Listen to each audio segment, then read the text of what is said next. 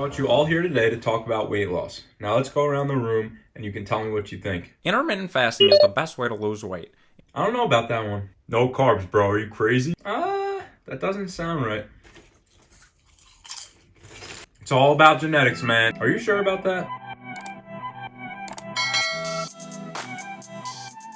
Now, there's really just 3 things you need to do in order to get to your maintenance calories. Number 1, you have to weigh yourself in the morning in the same clothes for at least 2 to 3 weeks. Number 2, you have to calculate your calories accurately and consistently for those 2 to 3 weeks.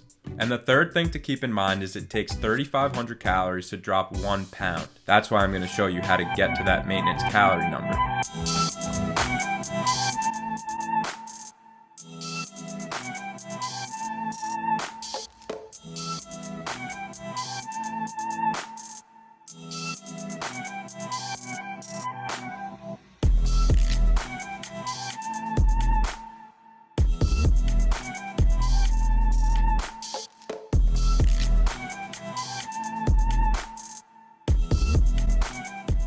So let's start looking at the data right here.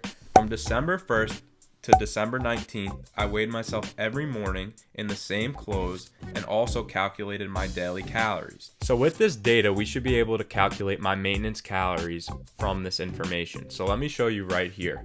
We can see that my morning weight on the first day was 182 pounds and my ending weight was 176 pounds. So looking at my calculation, I dropped 6 pounds. So now what you have to think about is 6 pounds times 3,500. So I dropped 6 pounds from December 1st until December 19th, which is 3,500 calories per pound. And you see in my calculation here, 6 times 3,500 means I was in a 21,000 calorie deficit over the 18 days where I tracked my calories. What that means is I take my 21,000 calorie deficit and divide it by 19 to get my average daily deficit. Now this tells me my average daily deficit was 1,100 calories because I dropped 21,000 calories in 19 days. And now that I know that my daily deficit was 1,100 calories, all I need to do is add that number to my average calories I was eating in those 19 days. The average amount of calories I was eating in those 19 days is 2,266. The way I got that number was I took all my 19 days right here and averaged them out. So on average, I was eating 2,266 calories per day. I lost 6 pounds eating that amount of calories, which means I was in a 21,000 calorie deficit. Now all I did was add my 1,100 calorie daily deficit to the amount that I was eating daily, and this will show you that in order to stay at that beginning weight of 182, I should have been eating 3,371 calories. Now let's stop for a second and think about it. 3,371 calories for me seems a little high, but you have to look at the data before just doing this blindly.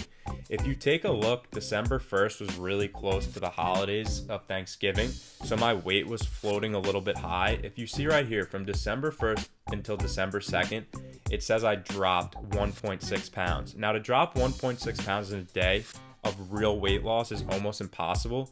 So for me, what I would really do is I wouldn't start at this 182 when I calculate in my formula here that I dropped 6 pounds. I'm just gonna bring this down one. I'm gonna be more conservative. I'd rather say, I really lost 4.4 pounds because did I really lose 1.6 pounds? Like that just seems too aggressive.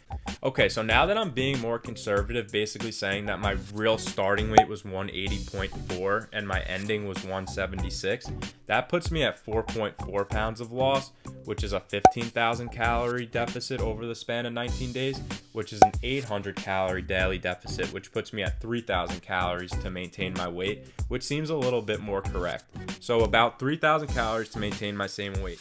The last thing I want to show you is the actual chart of the data that we just saw. It's just kind of cool to look at. So on the left side, you can see my weight. That's the y-axis. The x-axis is the dates throughout time. And then these green bars are my daily calories.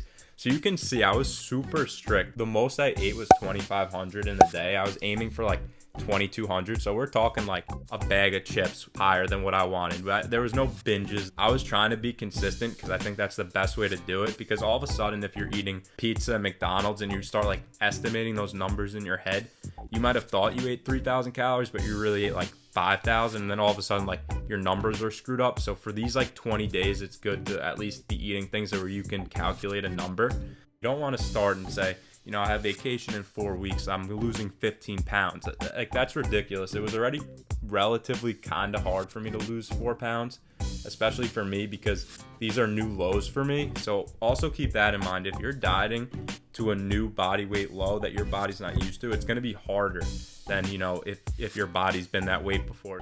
So that's a really good reason why you want to know your maintenance calories, because maybe just main gain, pick a weight that you can like and stay at. So if I like being at 180, I'll just know that, like, this is the amount I need to eat to stay that weight, and that's an awesome thing to know. Once again, check out my other video on how to actually count calories. Now you know how to count calories, you can calculate your maintenance calories, which is awesome.